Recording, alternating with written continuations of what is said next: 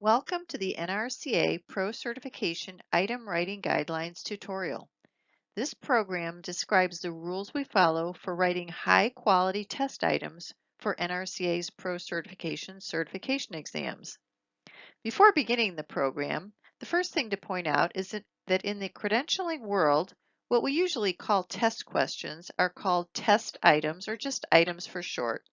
So we will usually refer to them that way in this program. We will also use the words test and exam interchangeably in this presentation.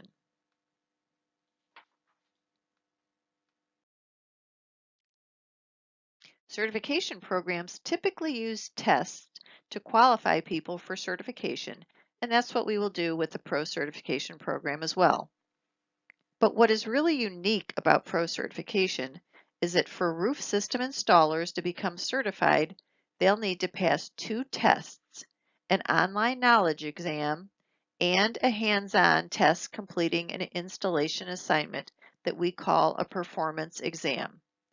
The knowledge exams will include text and visuals, and they will also be narrated, and they will be offered in English and Spanish. We are asking for your help writing items for the knowledge exam. Let's get started learning how to do that. The basis for a high-quality certification exam is always a job task analysis, or JTA for short. All pro-certification certification exams will be based on a unique job task analysis that describes the knowledge, skills, and abilities required for installers of a specific type of roof system. This slide shows an excerpt from the Thermoplastic Installer Job Task Analysis. This JTA was developed by people with experience with thermoplastic roof systems. They identified the knowledge and skills required by installers of those systems. And after quite a bit of analysis is done on that input, the knowledge and skills are put into big buckets of similar tasks called domains. The domain shown here is system materials. As you can see, the JTA tasks are numbered within each domain. Each JTA task shown here has to do with the knowledge and skills related to the materials and components of thermoplastic systems. You will be writing items that test knowledge about specific tasks within a job task analysis.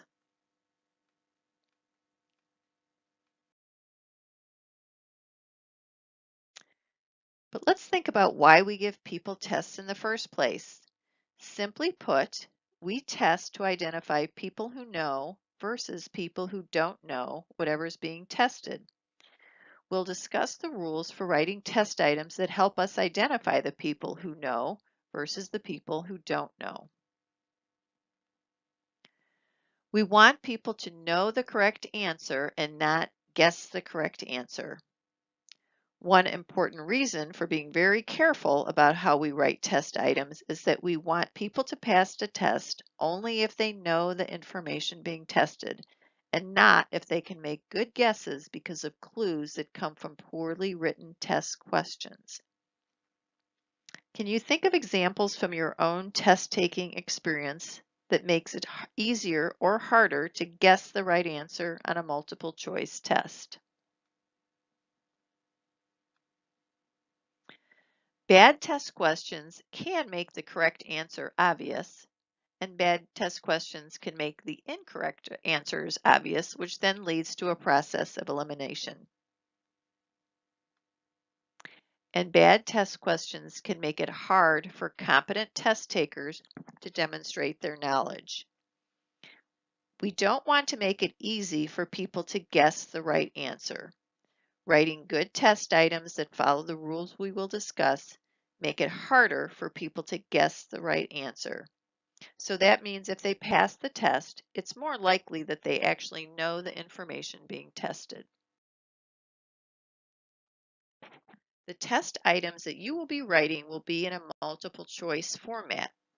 There are three parts to a multiple choice test item: the stem, which asks a question, the correct answer, and multiple incorrect answers.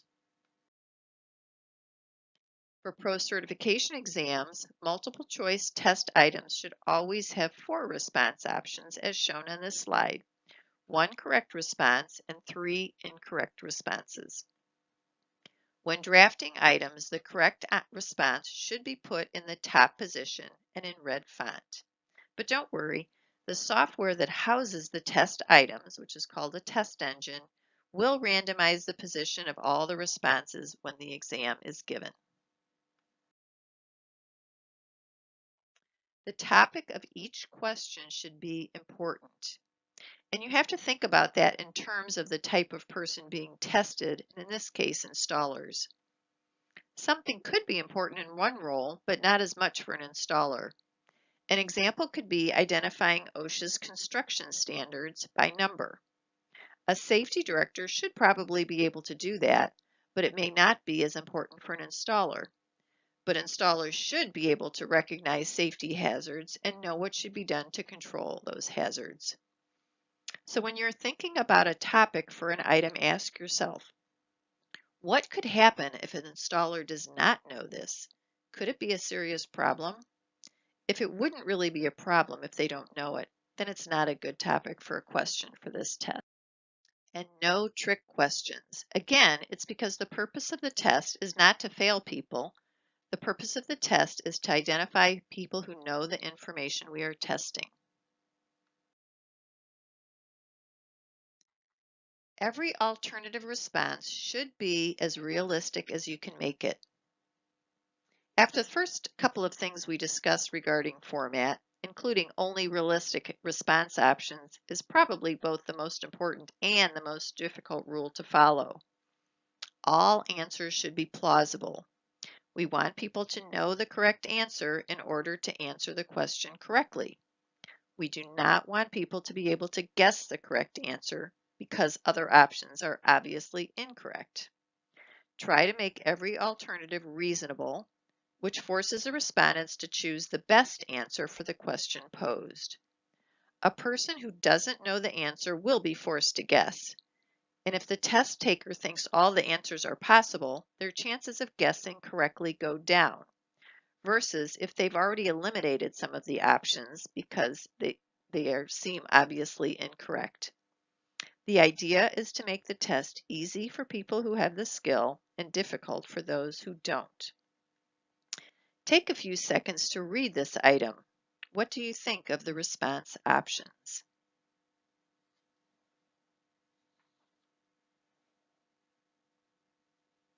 D is the correct answer here. The other 3 responses all seem fairly obviously wrong, and for that reason, this is really not a good test item as it stands. We call a very obviously wrong answer a throwaway answer because it can be eliminated without much thought at all. And if someone doesn't know the correct answer and they can throw away some of the responses quickly, it does make guessing much easier. This slide shows examples of some throwaway answers. We don't want any throwaway answers. Every response must be plausible. Let's move on to another guideline. This slide shows a somewhat subtle example of a format that could lead the test taker to the correct answer just based on the format of the responses. This guideline says that all responses should be similar in length and the amount of detail. In this item, B is the correct answer. It's significantly longer than the other options, and for that reason, the item is not ideal as it stands. It may be able to be revised with just doing some small wording changes that keep the idea of each response intact. A tip for coming up with plausible wrong answers is that when you have a question in mind, think about whether there are mistakes that newer workers make regarding the topic and use those as incorrect answer options. The next guideline is that there can only be one clearly correct answer. Test takers should not have to find the best answer among multiple answers that could be correct in some circumstances. They should be looking for one clearly correct answer. And the next guideline is that you should avoid using absolutes in the stem and in the responses if possible. This slide shows an example that has the word always in the stem and the word all in response B. Absolutes usually make a response incorrect because there are often exceptions to any rule or statement. The wise test taker won't choose an alternative with an absolute in it unless there's no other viable choice. Each answer must be distinct. Do not use all of the above, none of the above, both A and B, etc. For all of the above, the test taker only needs to identify one response that's wrong to eliminate the all of the above option. For none of the above, the test taker does not have to even identify the correct answer. The next guideline is that the stem must be in the form of a question and not a statement. Questions begin with words like how, what, when, why, where, and who.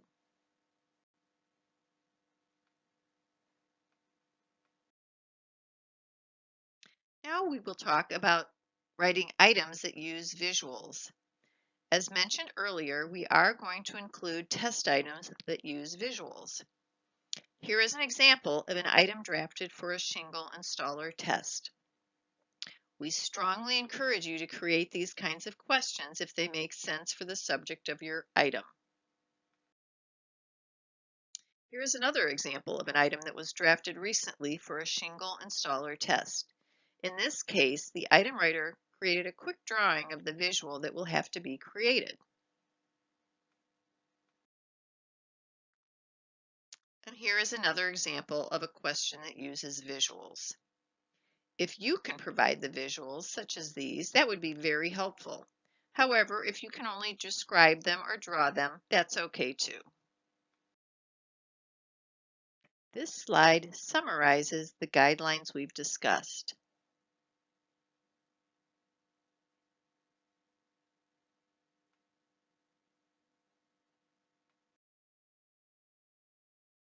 Thank you for your help writing test items for NRCA Pro Certification exams. If you have any questions while you are drafting items, don't hesitate to contact Jean Shale at nrcaprocert@att.net or Brad Martz at bmartz@nrca.net.